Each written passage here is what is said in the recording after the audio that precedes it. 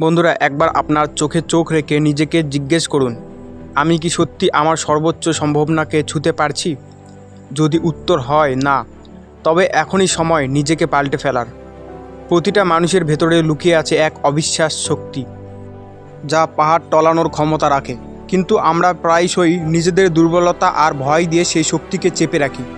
আমরা ভাবি, আমার দ্বারা হবে না, অন্যেরা কি ভাববে যদি আমি ব্যর্থ হই। এইসব চিন্তাগুলো আজ ছুঁড়ে ফেলে দিন। ব্যর্থতা মানে শেষ নয়, ব্যর্থতা হলো শেখার একটা ধাপ, অভিজ্ঞতার একটা নাম। যারা সফল হয়েছেন তাদের সবার গল্পে অসংখ্যবার হোঁচট খাওয়ার কাহিনী আছে। পার্থক্য শুধু এতটুকুই, তারা পড়ে গিয়েও উঠে দাঁড়িয়েছেন আর সামনে এগিয়ে গেছেন। মনে রাখবেন, আপনি যেমনটা ভাবেন আপনি ঠিক তেমনটাই হয়ে ওঠেন। আপনার মস্তিষ্ক এক উর্বর জমি। আপনি যদি তাতে দুশ্চিন্তা আর সন্দেহর বীজ বপন করেন, তবে ফসলও তেমনই হবে।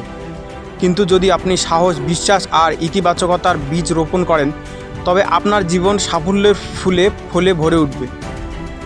আপনার লক্ষ্য হয়তো বিশাল, তাতে ভয় পাবেন না। বিশাল লক্ষ্যকে ছোট ছোট পদক্ষেপে ভাগ করে নিন। আজ শুধু একটাই কাজ করুন, যা আপনাকে আপনার লক্ষ্যের এক ধাপ কাছে নিয়ে যাবে। ছোট ছোট পদক্ষেপই একদিন বিশাল দূরত্ব অতিক্রম করা যায়। আপনার জীবনে হয়তো অনেক বাধা আসবে, মানুষজন আপনাকে নিরুৎসাহিত করতে পারে, পরিস্থিতি আপনার বিপক্ষে যেতে পারে, কিন্তু মনে রাখবেন, আপনার জীবন আপনার নিজের হাতে তৈরি, অন্য কারো কথাই নয়। আজ প্রতিজ্ঞা করুন, আমি আমার স্বপ্নকে সত্যি করার জন্য প্রতিদিন কঠোর পরিশ্রম করব। আমি ব্যর্থতাকে ভয় না পেয়ে তা থেকে শিক্ষা নেব। আমি নিজের উপর আস্থা রাখব এবং শেষ পর্যন্ত লড়ে যাব। আসুন, আর দেরি নয়, অজুহাত দেখানো বন্ধ করুন, নিজের ভেতরের ঘুমন্ত শক্তিকে জাগিয়ে তুলুন। আজই শুরু করুন, প্রমাণ করে দিন যে আপনি কি করতে পারেন।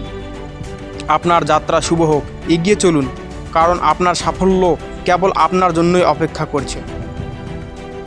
বন্ধুরা, যদি এই কথাগুলো আপনার মনে একটু প্রেরণা জাগিয়ে থাকে, তবে আপনার জীবনকে আরও ইতিবাচক ও অনুপ্রেরণামূলক করে তোলার জন্য এই চ্যানেলটি এখনই সাবস্ক্রাইব করুন এবং বেল আইকনটি টিপে দিন।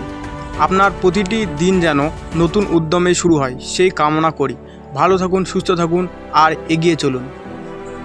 এবং যারা সফল হতে চান তারা কমেন্টে একবার লিখে যাবেন যে আমি সফল হব। ধন্যবাদ।